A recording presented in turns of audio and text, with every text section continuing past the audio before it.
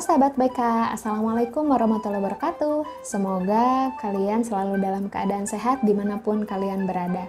Bertemu lagi dengan Bu Ulfi di pembelajaran online bimbingan konseling. Nah, kali ini materi yang akan kita bahas yaitu tentang remaja. Nah, kita akan bahas bersama tentang siapa sih yang dikatakan sebagai seorang remaja itu, kemudian bagaimana karakteristik dari seorang remaja, dan apa saja tugas perkembangan dari remaja itu. Nah, silahkan duduk manis dan simak video ini sampai habis ya. Oke, kita mulai pada pembahasan pertama, yaitu tentang pengertian remaja. Jadi, remaja itu apa sih? Nah, remaja ini berasal dari bahasa Yunani yaitu adolescence, yang artinya itu adalah to grow atau to maturity. Nah, kalau di bahasa Indonesia kan itu artinya adalah menuju dewasa. Nah, namun menurut teori dari Harlock pada tahun 1990, remaja ini adalah seseorang yang berada di usia 13 atau 14 tahun sampai usia 17 atau 18 tahun. Nah, dan Harlock ini juga membagi kategori remaja itu menjadi dua bagian, yaitu remaja awal dan remaja akhir. Kenapa Harlock membagi menjadi dua kategori? Nah, karena pada masa remaja akhir, mereka itu sudah mulai pada masa transisi perkembangan menuju tahap dewasa awal. Jadi sudah dapat dikatakan matang dalam kategori remaja. Oke, sekarang kita ke pembahasan kedua, yaitu tentang karakteristik remaja. Nah, karakteristik remaja ini dibagi menjadi 6 bagian. Yang pertama, karakteristik dari seorang remaja. Seorang remaja itu merupakan masa yang paling penting. Kenapa dikatakan sebagai masa yang paling penting? Karena pada masa ini remaja mengalami banyak perubahan, yaitu seperti perubahan fisik, perubahan psikis, perubahan kognitif, dan perubahan emosi. Nah, dan perubahan ini juga bisa dirasakan langsung maupun tidak langsung oleh individu remaja tersebut. Dikatakan langsung karena individu remaja tersebut merasakan langsung adanya perubahan di dalam dirinya. Contohnya misalkan seperti perubahan fisik. Nah, dan adapun perubahan yang tidak langsung, contohnya adalah perubahan emosi, karena bisa jadi remaja ini tidak sadar bahwa banyak perubahan emosi di dalam dirinya. Yang kedua, masa remaja sebagai masa peralihan. Dikatakan sebagai masa peralihan karena seorang remaja itu bukan lagi dikategorikan sebagai anak-anak, namun bukan juga dikategorikan sebagai orang yang dewasa. Kadang fase ini disebut sebagai fase membingungkan. Nah, membingungkan bagi individu remaja tersebut.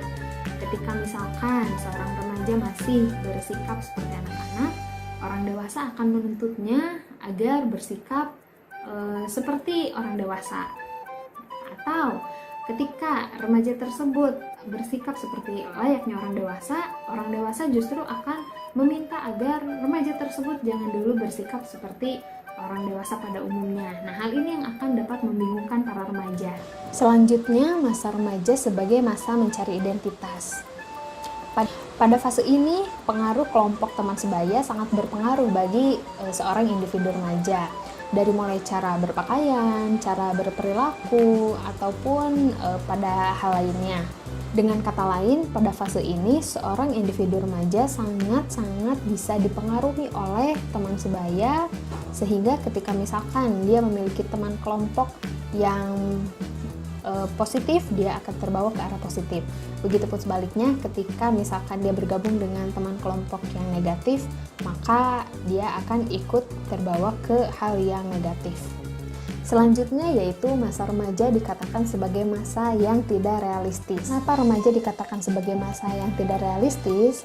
Karena pada fase ini biasanya remaja ini cenderung lebih melihat ke arah orang lain daripada ke dirinya sendiri. Contohnya misalkan ketika menentukan keinginan atau menentukan cita-cita dalam dirinya. Dia tidak melihat ke dalam dirinya, tidak melihat kepada kemampuan di dalam dirinya, tetapi dia hanya ingin menyamakan dengan orang lain. Nah, bisa dimengerti ya, misalkan ketika si A ini ingin sekali seperti si B menjadi seorang penulis. Nah, tetapi kemampuannya itu bukan menjadi seorang penulis. Dia memiliki kemampuan dan bakat di bidang lain. Nah, tentu saja hal ini apabila misalkan dia tetap dengan pendiriannya ingin jadi seorang penulis dan dia gagal menjadi seorang penulis, ini akan menimbulkan kekecewaan di dalam dirinya. Nah, maka dari itu perlu untuk mengetahui minat bakat seorang remaja dari sejak dini. Selanjutnya yaitu masa remaja sebagai masa ambang dewasa. Pada fase ini, remaja seringkali dituntut untuk berperilaku layaknya seorang dewasa. Ya, namun terkadang lupa nih, mereka kurang diberikan arahan dan bimbingan, sehingga kerap kali yang terjadi adalah para remaja ini bersikap seolah-olah seperti orang dewasa, tetapi mereka masih memiliki pola pikir seperti anak-anak. Contohnya nih, misalkan seorang remaja sudah mulai mengenal rokok. Mereka mulai merokok karena ingin terlihat seperti orang dewasa, tetapi mereka belum berpikir jauh nih, efek dari rokok itu seperti apa. Kemudian kerugiannya dari merokok itu untuk dirinya atau untuk orang lainnya itu harus seperti apa. Nah, mereka belum berpikir sejauh itu. Nah, maka dari itu memang perlu sekali arahan dan bimbingan dari para orang tua untuk selalu mengarahkan dan membimbing anak-anaknya, membimbing para remajanya agar tidak terjadi penyimpangan perilaku pada remaja.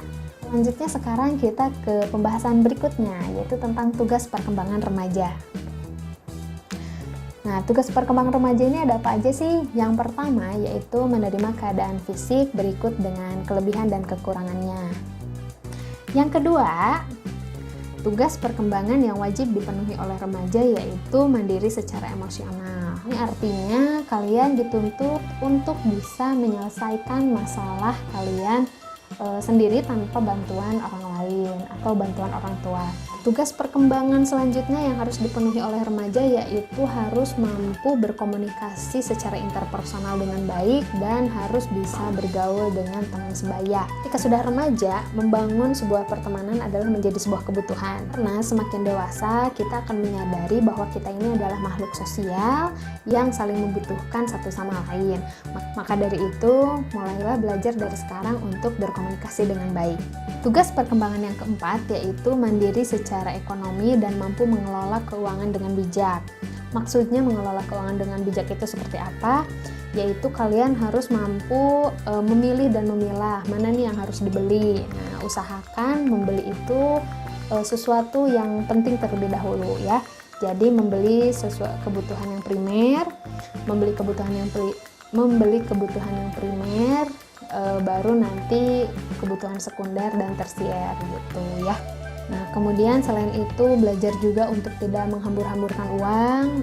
Lebih bagus lagi misalkan kalian sudah belajar menabung, atau lebih bagusnya lagi kalian sudah mulai bisa menghasilkan uang sendiri. Nah, dan yang terakhir, remaja dituntut untuk mampu memiliki sikap tanggung jawab. Nah, hal ini sangat penting karena tanggung jawab adalah suatu kewajiban yang harus dipenuhi oleh para remaja.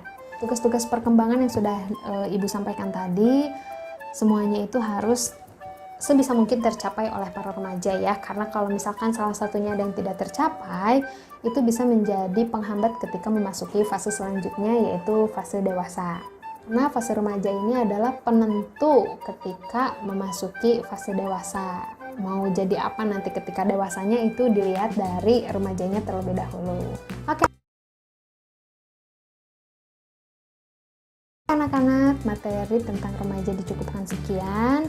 Mohon maaf apabila misalkan Ibu banyak kekurangan. Kalau misalkan kalian masih merasa kurang mengerti atau masih banyak yang kurang dipahami, boleh banget kalian bisa langsung chat ke Ibu secara langsung, atau misalkan kalian mau komentar di kolom komentar juga boleh. Dan terima kasih bagi semua yang sudah nonton dari awal sampai akhir, dan sampai jumpa di pembelajaran online selanjutnya. Sampai jumpa lagi. Assalamualaikum warahmatullahi wabarakatuh.